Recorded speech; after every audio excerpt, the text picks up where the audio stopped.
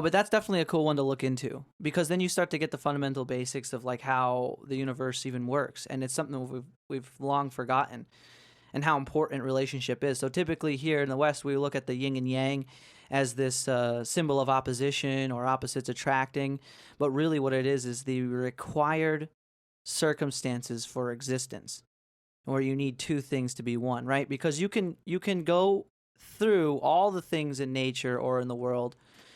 And I like to use the tree as an example, because you could go about it and say, all right, well, there you have 4,920 leaves, 260 branches, one trunk, and then 1,250 roots. How many you could atoms? say, yeah, Dude, you you're could looking go too much through, into this. no, you could go, yeah, you could go for the atoms.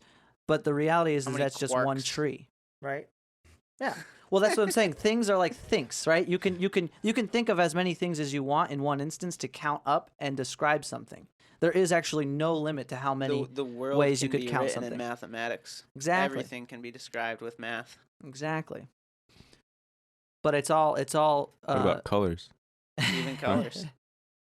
Dude, you ever seen show The me Matrix? The It's like- algorithm. Bro, I got all dude, those- that'll take me a long time, but all those math equations are sort of like raining down, yeah, dude. describing the world. Well, I mean, if you think about it, a video game is another reality described with math. Dude, essentially. I'm really on board with this simulation theory. Like, I could totally see that being a thing. What, like the Matrix? I don't even know what we're talking about. Yeah. Yeah. Have you ever heard of simulation theory? No. So it's Oh, wait, essentially yeah, I have. we're all living in, you know what I mean? Like, think about it. Video games 50 years from now. You know, think about video games 10 years ago Mhm. and what they are now. Now, tack on 50 years from what it is today. You'd be able Well, they to. already got VR. Well, Mike, have you ever read Imagine. Allegory of the Cave? no. Bro. Is it good? Yeah, it's Plato, right? Mm-hmm. And so it's about these three men. I'm pretty sure they were men. I don't know. Gender's irrelevant to the story. Anyway, so these three people are Yeah. prisoners. They're chained up in a cave, right? And they grew up, spent their whole life in this cave, looking at the shadows on the wall. And because that's the only thing they saw, they thought that life was shadows on the wall, right? And they would have contests to see who could identify what the shadows were faster, right?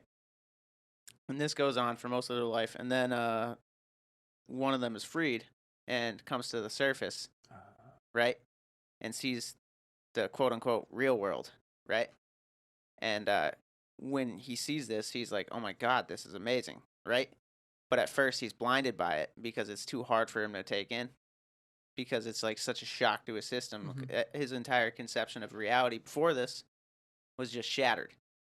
And he realizes how much he didn't know about the world, right? And so he goes back into the cave to try to like free his friends and bring them to the real world. And they laugh at him. And they're like, you don't know anything about the real world. This is the real world. Wow. The shadows on the wall. This is all that has ever existed. We don't believe you, right? Wow.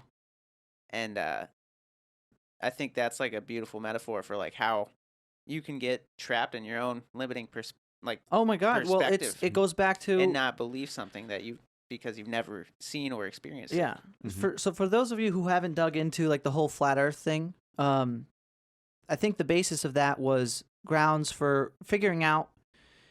If I might be wrong about this, but I think it was an experiment to see if it's easier to convince somebody of something than it is to convince them against something. And I think it was precisely that's what happened is it's easier to make somebody to believe something than it is to disbelieve something. And once you've once a narrative has been set or believed or adopted, it might take so long. You have to figure it out on your own. In fact, it's like it's actually a very interesting psychological feat to find a way to convince somebody otherwise. But you can't do it through argument. You have to just have them. That person needs to figure it out on their own. I wish they would just go to space. I wish that was accessible. Like you could just go to space and be I like, know. okay, look, the world's round or it's flat. Like there it is. Yeah, I know. It takes a certain Yeah. discipline. It definitely takes a certain discipline to be able to break out of those shells. But yeah, that's exactly what's happened. I mean, even in the pandemic that's going on right now, I'll be first to admit that I notice people are still adhering to qualities of the initial narrative that no longer apply to what we're actually experiencing or what the coronavirus, for instance, is actually posing as a threat or as a danger. Yeah, I mean, once you draw a line in the sand, your ego's on the line. True. When you draw a line, you're literally putting your ego right there. Like, this is where my ego is, and it's not moving. Yeah, you know what I'm saying? And it's bad.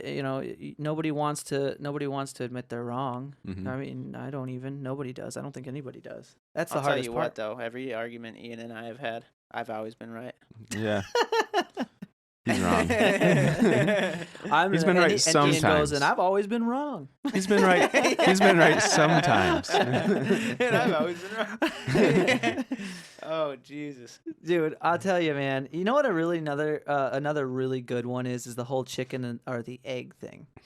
And I don't really like that one because I don't know if they mean the chicken as a chicken or as an organism that produces an egg. Well, you got to figure it this way. It's all about the evolution of the animal. There was obviously an animal before the egg, whether that was a chicken or not, whether that was, say this, whatever was before the chicken. Yeah. Laid an egg, and then it evolved into a different, part and then of the chicken. So, obviously the chicken came after the egg, but the animal that produces an egg might have had to come first. It definitely had to have. That's what I've always said. An animal laid a mutated egg that happened to have the chicken DNA. Think about it this way. It had to have been some species of chicken. Yeah. Because you can't be, even us, we were at one point chimps. Right. Or something. Yeah. There was obviously different parts of the tree that we were something else. Of course. So that's how. So I think diving into you it don't even believe in divine creationism. Yeah, bro. What the fuck? Fuck you all.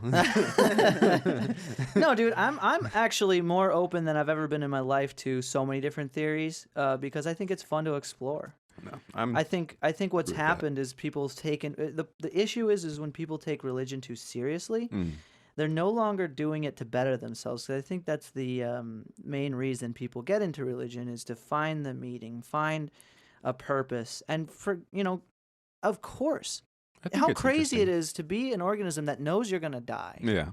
And all these other things that we know. Right. You have to have some type of belief. I think faith is very important. Oh, definitely. I think it's important. Even if it's not real, say we die and nothing happens after that, that happens. I guess. But the thing is, your whole life, if you're living and you have the idea that you're going to go somewhere better, it gives you that sense of, of hope. You feel better about it. Yeah. And it gives you a reason. It gives you, I think, not a reason, but as more of a strategy on how you can better yourself. No matter what that religion is. I think that's in a lot of religions. It's just extremism always makes things awful. I'll tell you what. So we can take this back to that conversation about meaning that we were having earlier, right? Yeah. And so I've brought him up a couple times. Friedrich Nietzsche. Yeah. One of his main theories was that God is dead and we have killed him, right? And nowadays, I'm sure you can attest to the fact that probably more agnostics or atheists than you do people who are devoutly religious, right? And religion was always a community type of thing that brought people together or set them against each other if they were in opposite religion. Yep. Right? But that's when it's taken too seriously. In getting that sense of community, you also get a sense of meaning and purpose. Yeah. And part of that community, predictability. Right? And religion is basically just an attempt to describe the meaning of life. And so if we're killing religion, if God is dead and we have killed him because we are all becoming atheists now, essentially we have killed our historical meaning of life. And so now everybody's at sea with no meaning because we are no longer religious. Yeah. The other thing is, life before religion was not very organized. Let's just make something. People got organized for religion. There's no such thing as life before religion. Religion has always existed. Maybe, yeah. It's hard to say. But I mean, you weren't civilized. I'm sure there's never a time in recorded history where there was no religion. Well, it's because people didn't. Hinduism is 6,000, 8,000 years old. Yeah, it's the oldest. There had to have been a point with no religion because. Well, let me just say something too. Of course, there's no track point because they weren't taking notes. They didn't have And religion to take point of. Let's, though, shed some light, though, because you said a lot back there. It is important to recognize, though, that atheism is a religion. It's certainly one of I think it's more of an organization. No, it's a religion. Is it? You have to. So atheism in the ordinary sense is essentially feverishly believing that God doesn't exist. Because obviously, you could go, well, say you're somebody who's a devout Christian, and maybe I'm a devout atheist. Mm-hmm. Neither of us could really prove our point. No.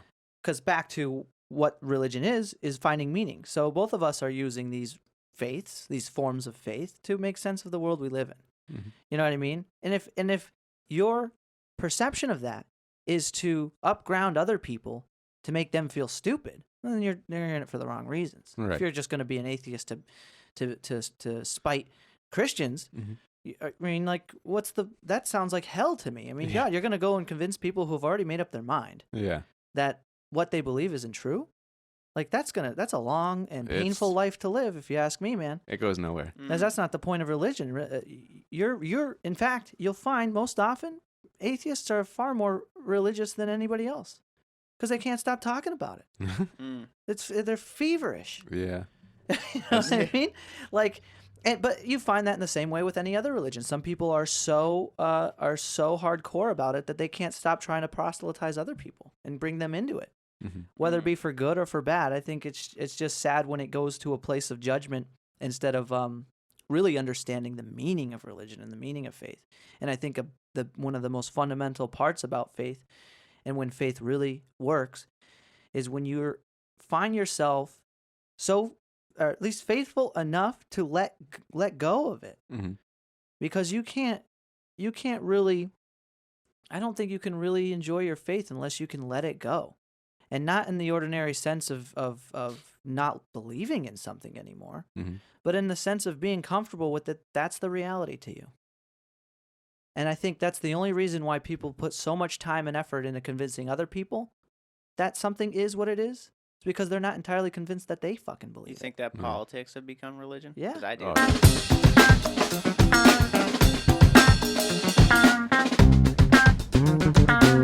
Oh.